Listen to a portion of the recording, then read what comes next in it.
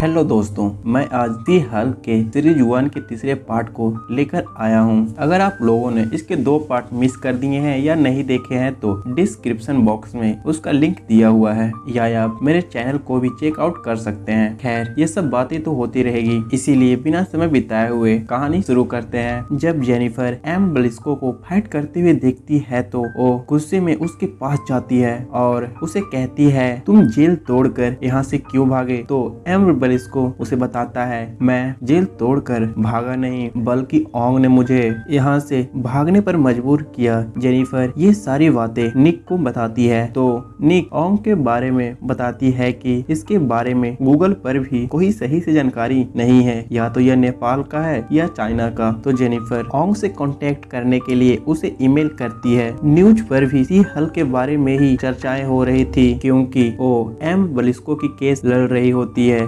दरअसल लोग चाहते थे कि एम ब्लिस्को जेल से बाहर ना निकले, क्योंकि उसने शहर में काफी ज्यादा तबाही मचाई थी। तभी हम एक लॉयर को देखते हैं जिसका नाम गिडियन विलियमसन होता है। गिडियन यह वही आदमी होता है जिसने एम ब्लिस्को को गिरफ्तार करवाया था। गिडियन भी हल्क से बदला लेना चाहता था, क्योंकि उसी की वजह से ही उसके बेटे की डेथ हुई थी। इधर निक सी हल्क को मीडिया के पास जाकर इंटरव्यू देने के लिए फोर्स करती है, पर सी हल्क को मानना था कि अगर वह एक बार केस जीत जाती है तो उसके सामने से मीडिया का झंझट हट जाएगा। खैर, इसके बाद हम देखते हैं कि हॉलवे ने सी हल्क को अपने ऑफिस में बुलाया होता है, क्योंकि डेनिस वहां पर आया हुआ था। दरअसल डेनिस ने अपने सारे पैसे अपने गर्लफ्रेंड पर खत्म कर दिए थे, पर उसकी गर्लफ्रेंड अगस्टन के लाइट लिफ होती है, जो किसी भी व्यक्ति का रूप में बदल सकती है, और उसने डेनिस को मैग्नाडिस इटालियन बनकर उसके साथ चीट किया था। यह सारी बातें सुनकर सी हल्क उसका मजाक उड़ाने लगती है। वह कहती है कि तुम्हारी गर्लफ्रेंड मैग्नाडिस इटालियन थी, जो कई बार मिस वर्ल्ड की अवार्ड जीत चुकी है। तभी वहाँ पे ओंग की एंट्री होती है। ओंग जेनिफर से कहता है कि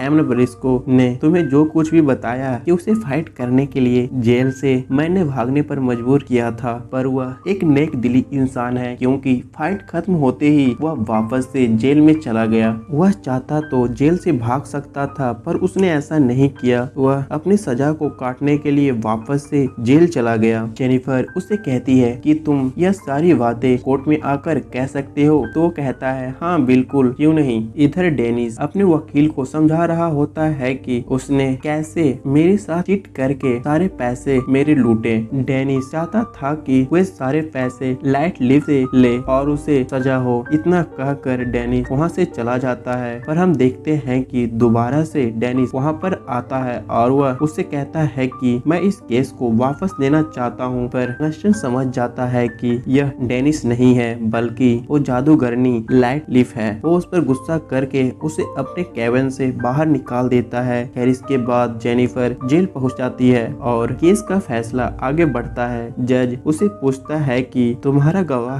कहाँ है, लेकिन अभी तक होंग कोर्ट नहीं पहुँचा था। तो जेनिफर कहती है कि जब तक मेरा गवाह आता है तब तक एम ब्लिस्को से कुछ सवाल पूछ लेते हैं। एम ब्लिस्को से जज पूछते हैं कि तुम यहाँ से बाहर जाने के बाद कहाँ रहोगे और क्या करोगे, जिस पर वो उन्हें बताता है कि मेरा अपना प्लॉट है, मैं वहीं पर रहकर लोगों को योगा सिखाऊंगा। पर जज उसे कहता है कि तुम इतने पैसे कहाँ से लाओगे, जिस पर वो उन सबको अपने पार्टनर के बारे में बताता है। दरअसल उसके पार्टनर कई सारी लड़कियां होती है जिनसे उसने शादी कर रखी थी। जेल में रहने वाले गार्ड या कैदी बाकी सभी लोग एम ब्लिस्को के फेवर में ही गवाही देते हैं। वे सभी बस यही बात दोहरा रहे थे कि एम ब्लिस्को अब बदल चुका है, वह पहले जैसा नहीं रहा, वह लोगों के साथ अच्छी तरह से पेश आता है। तभी वहाँ पे योंग भी आ जाता है। इधर डेनिस और लाइट लिफ का भी केस शुरू हो चुका था। डेनिस का वकील लाइट लिफ को उसके द्वारा अपने क्लाइंट को चीट करने और उसके पैसे लूटने के जुर्म में सजा देने की बात करता है, लेकिन जज दोनों की बात सुनने के बाद केस का डेट एक दिन आगे बढ़ा देता है ताकि वह अच्छे से निर्णय ले सके। जज के जाने के बाद लाइट लिफ जज का रूप ले लेती है और जज के चेयर पे जाकर बैठ जाती है। उसकी वकील उसे ऐसा करने से मना करती है। वो कहती है कि अगर तुमने ऐसा किया तो तुम्हारी सजा और भी बढ़ जाएगी। इधर योंग सारी बातें बता चुका होता है कि